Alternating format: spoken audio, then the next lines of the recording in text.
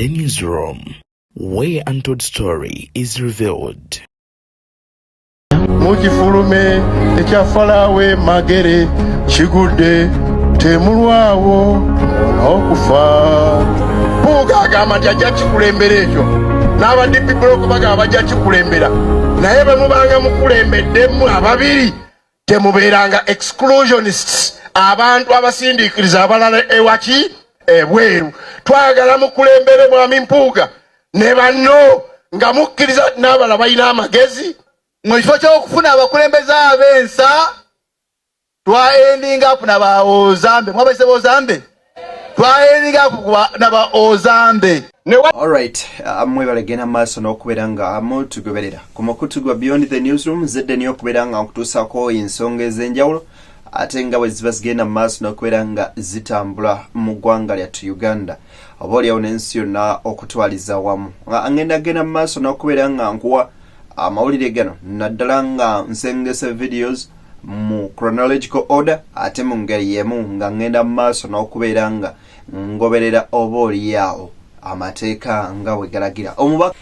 Omubaka wa Nnyendo Mukungwe Mathias Mpuuga Nsamba webukeredde nkya lunaku olwaleero nga ge mawulire agali ku mimwa gy'Abannayuganda ng'ono nno yagenze dda maaso n'okubeera nga aleetebwa nga president wa DP Block.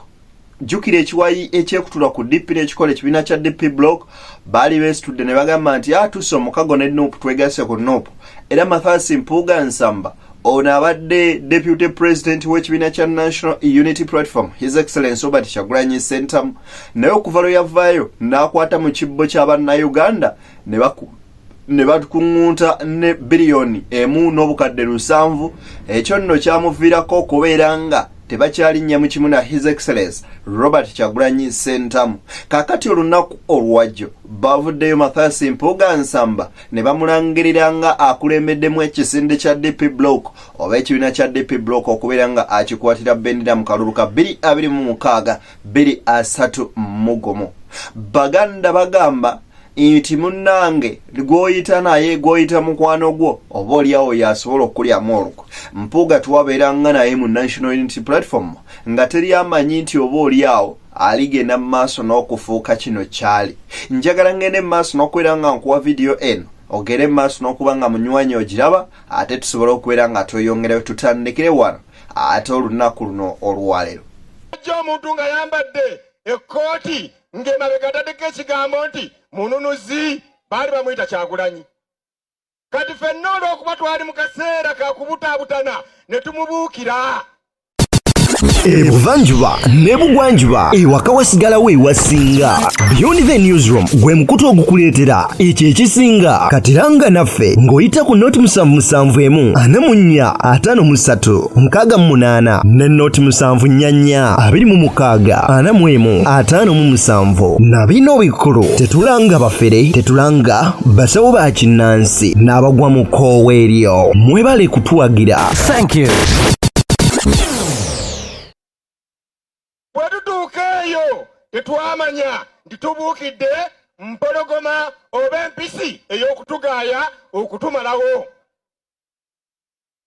Bwe twatuukeeyo kambabbireko fe abeesimbawo mu bifo ebirondebwa nga bonna nti ndi kansala baatubuuzanga ekibuuzo ovudde mu kibiina ki okujja okuyingira NUP bwe kakutandanga n'ogamba nti nvudde mu Democratic Party kwengoma yatejjo giwunye era ffe abayitawo ne tufuna tiketi ezo nga twakabuulidde amakubo mwe twayita kwali kuwaguza buwaguza.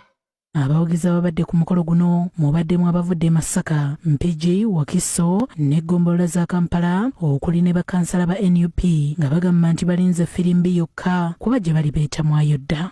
Sigenda kwogera njagala banegatako okulaba nga tugenda okutambula okuteeka omukulembeze ow'ensa mu ntebe. 2026 saagala kulaba President Museveni ng'addako mu ntebe. 2026 saagala kuwulira linnya Kyagulanyi kino ligenda avugana na President Museveni. Ebigambo ebyo obiwulidde butereevu. Omanyi bagamba nti akali bakendo okalabira ku mukonda naye ate era n'omuntu anaabaamu enkwe munywanyi omulabira ku ebyo ebikolwa bye nga bayibuli bweyogera nti tulibalabira ku bikolwa byammwe. Ebigambo by'abasajja bano ng'abakulu bonna mu Nuupu nga bakyagenda mu maaso n'okubeera nga bakungubagira Mama Jory Mugisha, ono nno abadde Deputy President wa His Excellency Robert Kyagulanyi Ssentamu mu kibiina kya National Unity Platform mu bitundu by'Embarara oba twogere ku Western Uganda, ng'agenda kubeera nga aziikibwa olunaku lwaleero wali eri Emitoma. Ate nno munnange eno mu Mathias Mpuuga Nsamba ne DP Block bagenze dda maaso n'okubeera nga banika bendera ne bagamba nti Mpuuga yagenda okuba nga atukwatira ekifo naddala ekyobukulembeze bw'eggwanga. Kankwe ku bigambo bino owulire obukaayi ne statement zibasindikidde mukulu Kyagulanyi Ssentamu, the Ghetto Gladiator. Ebigambo biwanvu si biwoomu ate era si birungi eriyo yagenda maaso n'okubeera nga agoberera naddala munnankyukakyuka yenna wali ng'ekituufu yeetaaga enkyukakyuka ey'omuggundu. Abantu abalinga bano bw'obawuliriza n'obagoberera ekituufu naawe oyinza okwebuuza ekituufu kyekiriwa era nnina kubeera nga nkola ki? Naye Mukama Katonda ensi yattu Uganda eraga luddawa?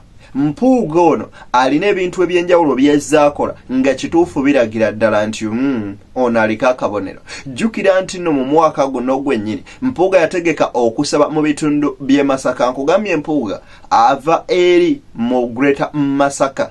Kakati Mpuuga ono Mathias yagenda mu maaso n'okubeera nga Mwanattu ategeka kyayita okusaba n'akulungula abantu bangi ng'agamba nti yeebaza omutonzi olw'omugonnamolako omukisa gw'obuweereza. Kakati nno Mpuuga ono nga tannagobwa kuwa Deputy President wa kibiina kya National Unity Platform mu Uganda, President Kyagulanyi Ssentamu yamwagala n'amugamba nti munywanyi okkiriza nti nno wakwata mu kibbo ky'abannansi, kakati kwata ensimbi ezo zizzeeyo tubikkirire ensonga ate era tuddemu tukolagane bulungi. Mpuuga yagamba nze saagala kamanyiiro ako leka lwakiri nfulume ngende.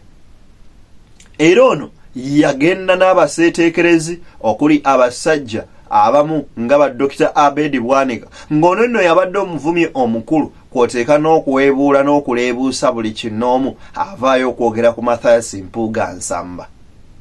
Si oyo yekka, afunye n'abalala okulinga ono omukyala amanyikiddwa nga Nakato, ng'ennaku zino yalabikira ku mikutu emigattira nga tavumye bitooke byebigwa.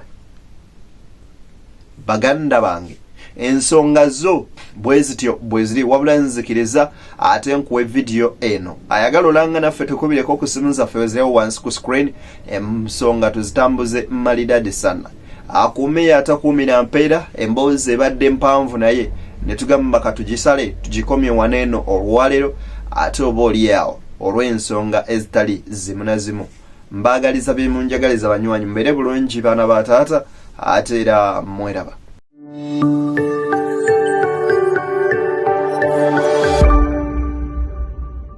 Beyond the newsroom, where untold story is revealed.